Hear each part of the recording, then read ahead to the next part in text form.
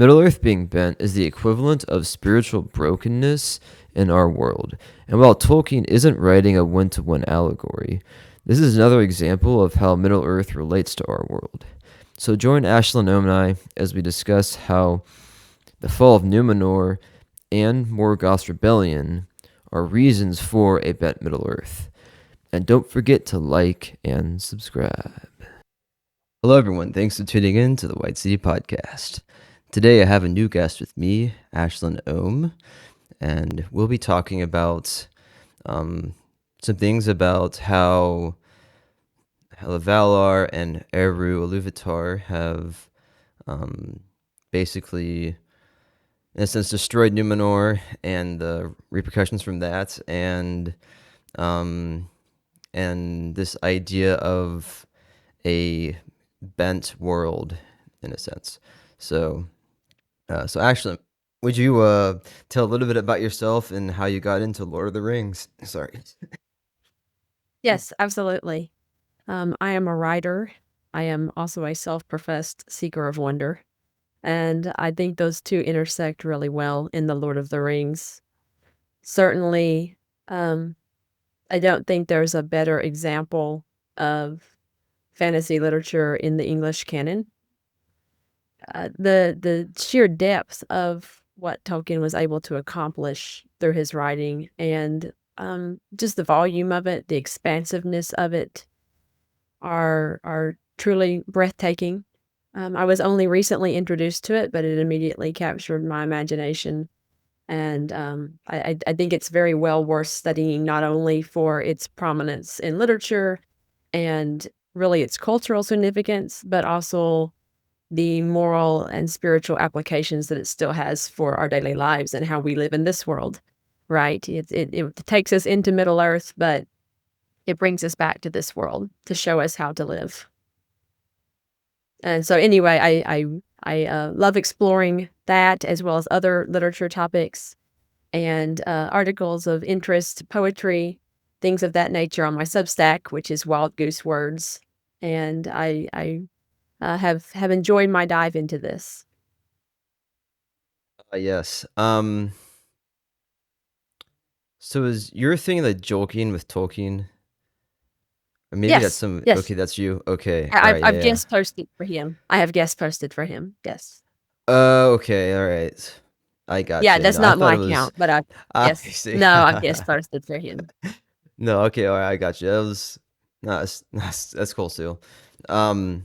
So did you like? So you're saying you just recently got into like Lord of the Rings and all? So you like? Did you watch the movies like before, like reading the books No, I or did whatever? not. I am only in the last couple of years that I began reading the books. On the recommendation and, dare I say, insistence of a very dear friend who was pretty horrified to find out that I hadn't yet explored this. And I see why now. But I've read through the books and revisited them many times now, including finishing the Silmarillion this year. Nice. So have you watched the movies? I have not Oh yet, wow. no. Okay. Interesting. Very nice. Okay. Yeah. I don't. I don't usually come across. Oh, that's great. Okay. Yeah. Yeah. So let's just start into our like kind of main conversation then. Um, I know like um I just like I've read some of your stuff on what you were calling a like the bent kind of, in Yes. a sense, maybe worldview of like Middle Mhm. Earth, I guess.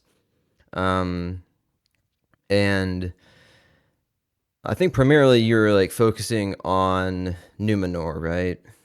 Yes. Is that correct? Yeah. Yes. Um, so would you kind of like explain like kind of how you like came to like this idea of like a bent Middle Earth, I guess? Yes. The Silmarillion, out of all of Tolkien's works, really just staggers my mind. It is probably one of the most brilliant and expansive works of mythology ever written. I think his approach is very novel. His prose is very elevated.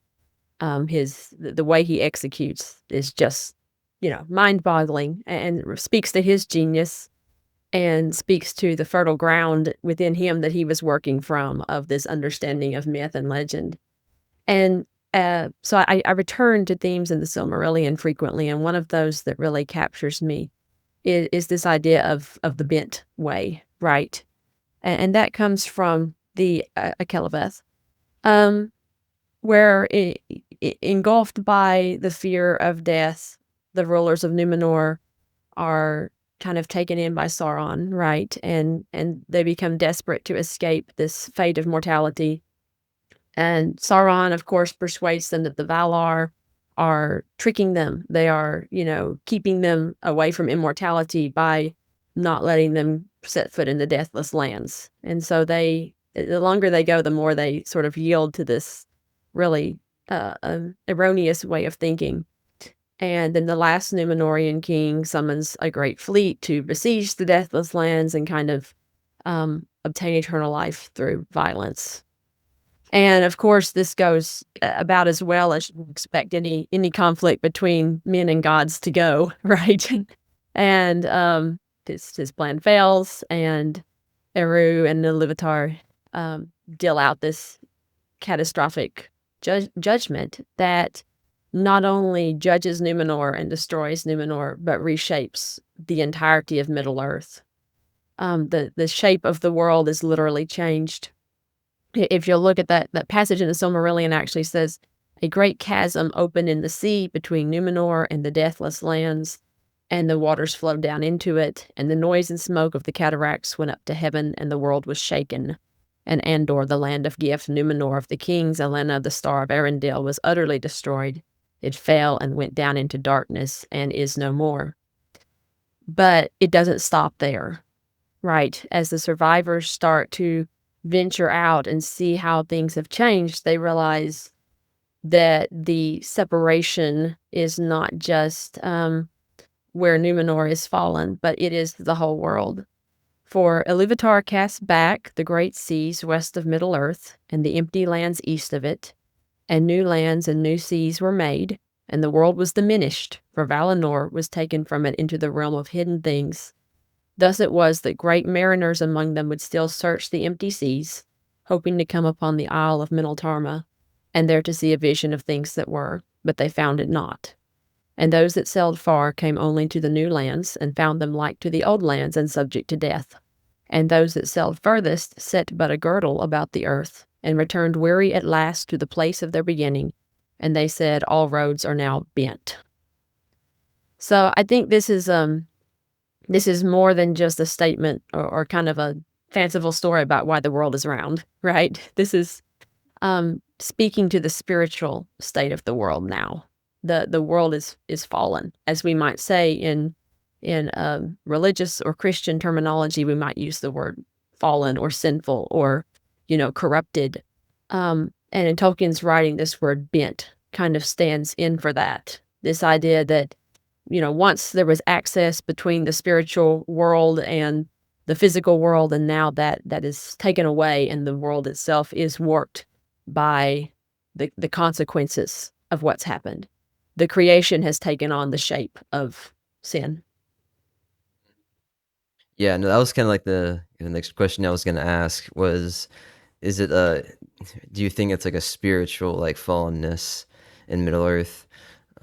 Because like I think that I would agree with you, especially when it comes to like Numenor, because the way that the way they fall, the way how they kind of like start serving and worshiping like Sauron in the end, it's kind of in a sense, like maybe the most like worship, service, kind of worshiping a god that you get, I think, in all of Middle Earth, Yes. which is interesting. So Would you?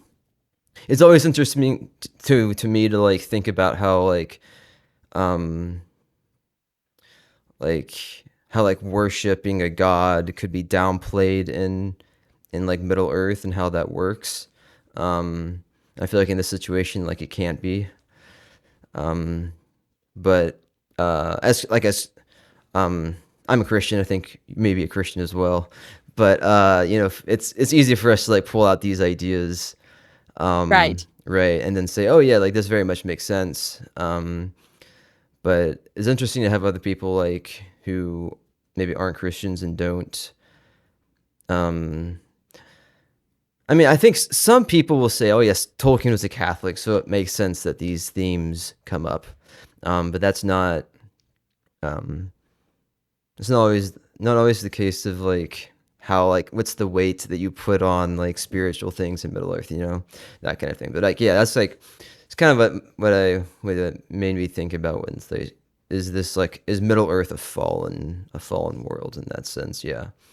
So Yes. I think especially, I mean, obviously, there's been violence and wrongdoing in Middle Earth before this point, right? As we go through the Silmarillion, we see a lot of people making wrong choices, making those bad decisions. But I think Numenor has a special significance because it is, Tolkien really wants to tell us it is the land of gift, right? It is, a sort of his Eden, right? And this fall that it undergoes is the first, the first time, I believe, in the Silmarillion and in the history of Middle-earth in which men go against the gods. This is the rebellion of men. Um, and so I think this is, what we would say this is his fall moment, right, for his mythology. This is where the corruption has set in so badly that to use scriptural language, we would say all creation now groans, right? The curse has extended beyond just the people involved. I do think that this is where we see that change take place to such an extent that there's no going back. It's irrevocable now. yeah. So in the so so like what other are there other parts of Middle Earth that kind of show this bent kind of fallen state, like outside of Numenor? And you're mentioning like other things, like you can talk about Fëanor and all that kind of stuff, but maybe directly from what happened in Numenor, like Mhm. what else like is affected outside of that, I guess. Well, I'm thinking about Mordor, right? This is another place where we see that evil reshapes the land. I think it's really interesting that Tolkien has such a good understanding of how the consequences of evil ripple out beyond just the people, right? There's such an impact that the whole land is infected. When we go to Mordor, we see that it's just blasted and destroyed. It's ash, it's rock, it's corruption, it's pollution. Really, it's a polluted, corrupted, decaying world because of the evil that lives there. It has taken on that shape.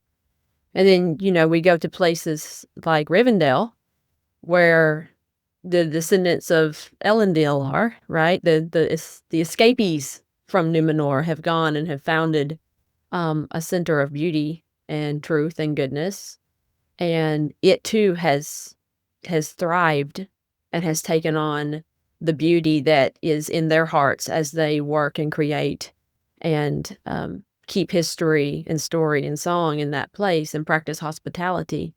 It has become beautiful because of their work in that place, just as other places, become bent and become fallen because of what happens there. Yeah, so when we look at like the line of Numenor, coming from like after the fall and all, um, so I guess would you say then that like the reason that like the like kind of that bloodline of Numenor is dying out is because of that fall?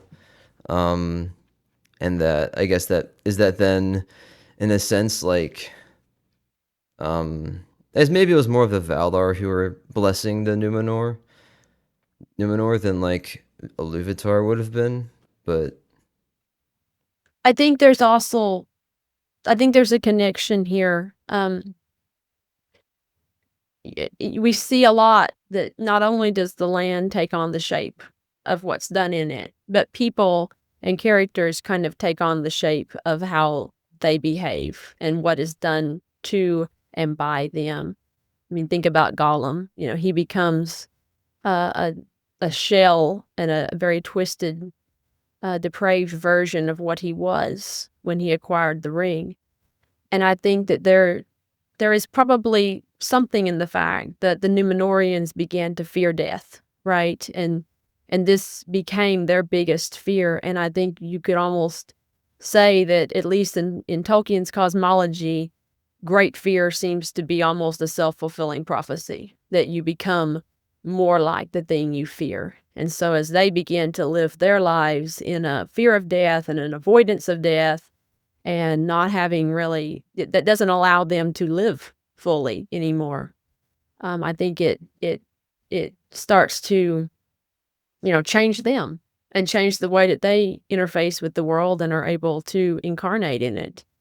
And I think over time, that's, would be my guess for one of the reasons why the bloodline is dying out. And you see, even in this, Aragorn reclaims the heritage of Numenor, because when his time comes to die, he chooses that, right? He's not afraid of death. He's not running from it. He's not trying to hang on to life as long as possible. We're told he could live longer if he wanted to, but he's okay with that. He's ready to lay down his life, pass on the throne, and say, I've lived a good life and I'm not afraid to die. And so he represents he's restoring that part of what the Numenorians were supposed to always have, which was longevity, but also the power to choose their time of death. Right. Because like for the Numenorians, they were very much different from, well, at least just different from a lot of creatures on Middle Earth, especially men, right? Because they were given long Yes. life. I mean, they're much taller. Um, Power, Say again.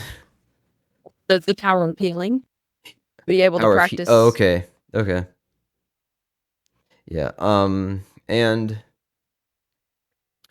like it was interesting. I was just like reading through the Fall of Numenor part of the Silmarillion, and it almost seems like when they got to Sauron, that like you kind of had a question like, okay, was it because that the Numenorians were so powerful, or is it just because like Sauron was taking the advantage to to basically like use them in some way, um, I think that I think that one of the themes we really see in Tolkien's writing is that power breeds desire for power, right?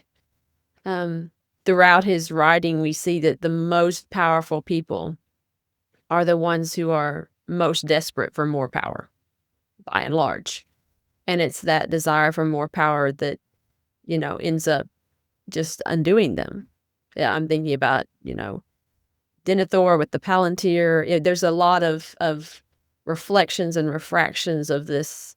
Saruman being one. He has all of this wisdom and knowledge, but he wants more. He wants deeper insight. And I think the Numenorians find themselves in the same situation. They're given everything. They're given longevity. They're given the power of healing, the power of choosing their own time of death. They're given great riches. They have a kingdom that is the star, literally the star of the whole world. But they because of the great power they have, I think that there begins to be a desire for yet more power, and I think that is the moment when Sauron can step in and quickly exploit that. Well, not quickly, because he worked a long time to turn their hearts to him, but um, to be able to find that little weakness and use that, even going through generations using that. yeah. So kind of going back to like the whole fallen and bent Middle Earth. Um, so so at the so in the beginning, right, of Middle Earth, everything was good, and the only only after that are things corrupted. Um, so do you think then that because of Morgoth's like you know rebellion, I guess you would say, against Illuvatar, that then trickles down to like there being like, let's say, like, Feanor has this desire to keep the Silmarils, and like he'll kill anybody to that point, like, would that never have happened if Morgoth wouldn't have fallen? Or is that kind of like one of those things where, because Morgoth fell, and I guess in a sense he tried to put like his own evilness into the world, in a sense, then maybe that also would be it, kind of, yeah. I think that's a great question. That's really fascinating. That's something to think about. I do think that um I think that in the creation scene at the beginning of the Silmarillion, I think that we see Morgoth creating dissonance, right? Um, we're not told, at least I don't believe we are, if that dissonance is ever resolved. And in the musicality of that creation scene, I think about medieval cosmology, which I know Tolkien was very familiar with, which held that the planets, the Earth, the cosmos was held together musically, right? It was drawn and hung and arranged in such a way that the planets themselves created this perfect harmony and melody and rhythm, and so there was the foundation of reality was music of the cosmos. And I think we see Tolkien drawing on that here, and yet the music is not perfect, right? The cosmos has already a note that's off, and people can choose to listen to the truer song, or they can hone in on that one note that's really off and try to make more of that, and that speaks to them in some way, and they start to follow that. I think he's telling us there, the potential for evil is there because of Morgoth, and he kind of puts that little bit of pollution into the goodness of the world at the beginning, and then unfortunately we see people and other creatures of Middle Earth start to some choose to follow that. Yeah, no, I think that's a good point. Because this is also interesting, because I don't know that like I think evil like still is something that people like struggle with, in a sense, internally, and it's not like just external.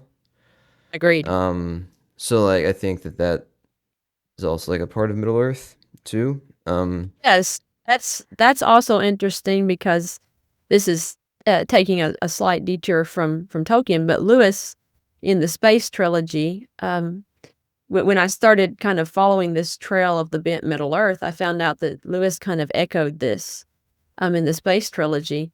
His characters who were following the course of evil were referred to as bent. So he actually used that term for spiritual, a spiritual bentness inside a person. And the equivalent of Sauron in his world, he calls the bent one. And so throughout kind of his whole space trilogy, he plays a lot with this idea of bentness and the fact that people can be bent inside. Satan is bent in the sense that he is a distortion from good, and he wants to bend the world and bend people to his will. In fact, his main character at one point says, "We are all a bent race." And I think that's true. There's a lot of despair in that knowledge, but there's a freedom too to realize we're all a bent race. We all have a problem. We need help. And even in the early church, this is also fascinating. But the early church fathers, certainly, especially during Reformation periods, would use the a Latin phrase for sin, which when translated means humanity curved in upon itself. So again, this idea of, things being bent, they're not as they should be anymore. They've been warped. And yes, like you said, that can be external, but that can certainly, it's internal too. Right. It's just harder for me sometimes to see that, like, how is it internal? Like, is that, because I think Tolkien is wanting to say that, we're not just inherently good And I don't think he's saying that all like characters in Middle Earth are inherently good characters. But maybe he doesn't really necessarily like, go into like how all that like works out in the end. But it is sometimes it's like, all right, because it's hard for us to really see all the times like how is it that like we've fallen from like how the characters have fallen from a Illuvatar in a sense. Right. Um, Yes. that's not so. It's not always easy to see that. So like in light of a bent Middle Earth, like what is the like redemption or hope, I guess, that like Tolkien puts out there for us in his world. Well, I love that you asked that because I love this part of the Silmarillion. Um, I love the way that Tolkien offers hope. It's never an easy fix, and it's not just a total erasure of the board and start over, but he just offers this glimmer of light that really invites us to kind of draw closer to that. And right after he tells us about the world is bent and the fear of death is everywhere, we cannot reach the undying lands. Everything has fallen apart. But then he goes on. He doesn't stop there. And he says, I'm going to read here from the Silmarillion. Therefore, the lore masters of men said that a straight road must still be for those that were permitted to find it. And they taught that while the new world fell away, the old road and the path of the memory of the West still went on, as it were a mighty bridge invisible that passed through the air of breath and of flight, which were bent now as the world was bent, and traversed Ilmen, which flesh unaided cannot endure, until it came to Tol Eressëa, the lonely isle, and maybe even beyond to Valinor, where the Valar still dwell, and watch the unfolding of the story of the world. And so there's kind of this legend and this hope that I don't know, maybe there is still a way out. There's still a way to get beyond these consequences that have come down upon us. All is not lost, really. And and then I love you go a little bit further in the Silmarillion and you find out this is not legend. It's true because Gandalf and the last of the Eldar sail with Frodo and Bilbo along that same road. And we're told in the twilight of autumn, the ship sailed out of Mithlond until the seas of the bent world fell away beneath it, and the winds of the round sky troubled it no more, and borne upon the high airs above the mists of the world that passed into the ancient west. So there is a straight way, right? There's a way that still takes us out of the bent Middle Earth. We're not we're not left without hope. And of course, when I read that as a Christian, as I'm sure you do too, I think of Jesus being the way and the truth and the life, right? He is the way out of our bent world, and he leads us back to a reunion with God, with the spiritual world. Yeah, it's a good analogy for sure. Um, I think like I wonder if that like possibility of going back to like Valinor is like um if that's just for the elves, you know what I mean? Hmm. Um, cause like because now like I don't necessarily know this, but like with Numenor, like when they died, did they still go to the place where all the rest of the men went, which was like the halls of Mandos or Believe whatever? so. Mandos, yes. Yes. Okay. Hmm. Yeah. So it's kind of like it's interesting for it's like okay, and maybe it's also kind of a metaphor in a way too, for there to be like a straightened path that they can follow. Um, and and yeah, I think I like what you were saying earlier too is how like our much of like what we deal with in our world can also be seen in Middle Earth, Yes. and I think that's one reason why it's so fond to people is because they find that it relates, to our world in a lot of ways. It's like even like it shows that there is, disaster and evil and that there is still like hope, for something good at the same time. So It's the value paradox, right? Things can be very hard and difficult. And I think it's really good. A good life skill is to learn to live with paradox, right? Things can be really dark and there can still be hope. And these two things are not mutually exclusive. The world can be bent and yet there's still a way out. Um, I think it's helpful to sit in that place and be able to hold both of those in your hands. And I think that's, like you said, that's another reason that Tolkien endures, because he was not afraid of the dark side, but he also wasn't stingy with the light, right? He was willing to hold both of those, and even to show that the light, though it may be smaller to our eyes, is much stronger. yeah, that's great. That's great. I think that's a great way to close too. So, and thanks, Ashlyn, for coming on. Yeah. Thank you so much for having me. Yeah, this has been great for sure. And thanks everybody for tuning in. We'll catch you for our next episode next week.